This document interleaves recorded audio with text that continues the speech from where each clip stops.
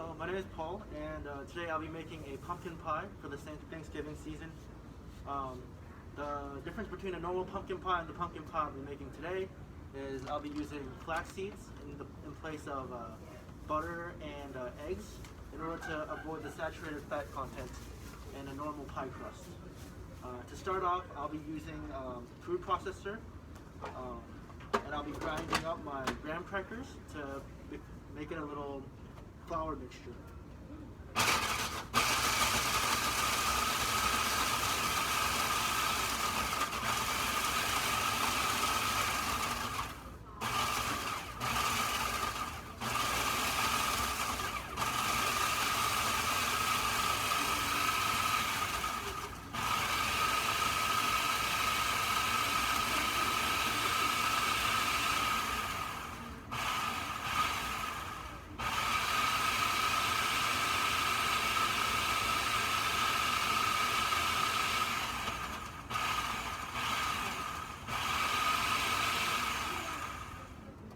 Once your graham crackers are evenly ground up, I'll be using the flax meal, and I added some water to it and some cinnamon and apple pumpkin spice to make it into the crust mixture.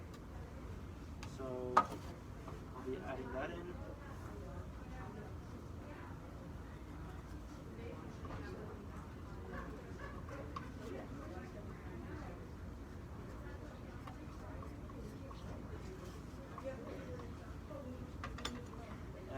Give it one more buzz.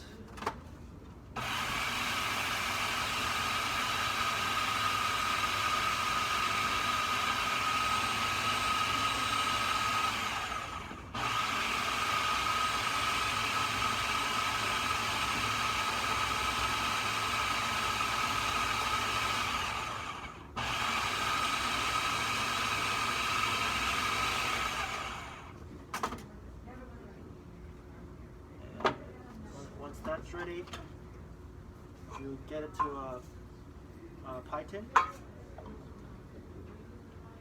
and then put it on, and you need to press it tight to form the pie crust. Jackie, I was unaware of that, so I'm kind of glad you told me.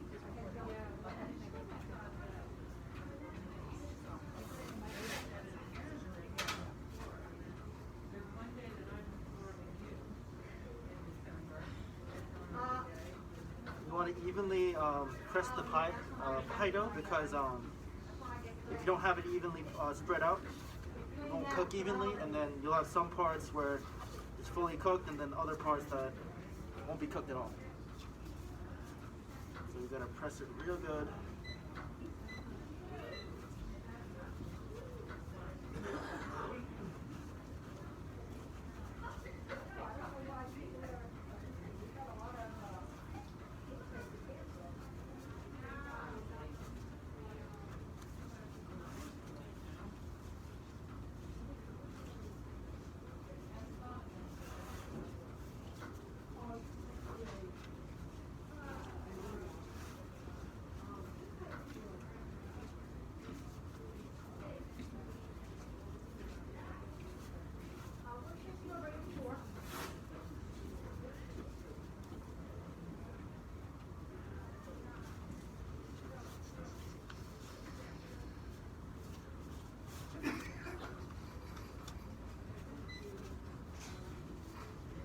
Once you're done with your pie crust, I'm going to be throwing it in the oven so it hardens up.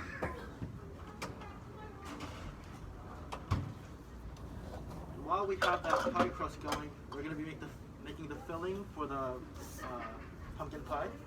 And for the filling, instead of using granulated sugar, I decided to use dates to get the natural sugars instead of refined sugar. To start off, I'll be adding the pumpkin puree.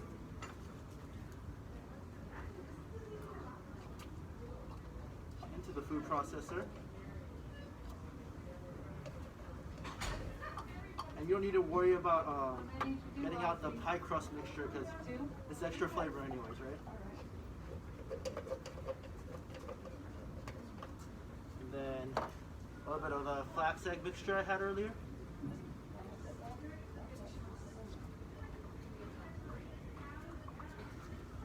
along with the maple syrup for the sweetening. More importantly, I found these. Some cinnamon for flavor.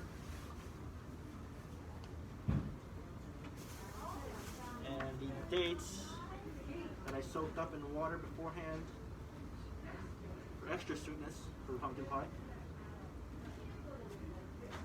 Along with some cornstarch to thicken up the mixture.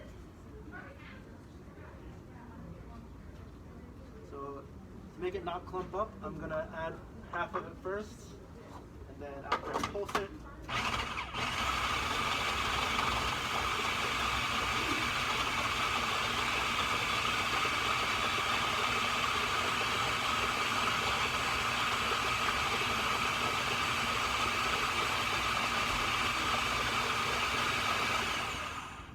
make sure all the dates and everything is well incorporated.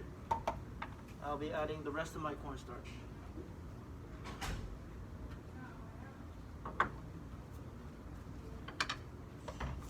Make sure everything is incorporated to the mixture.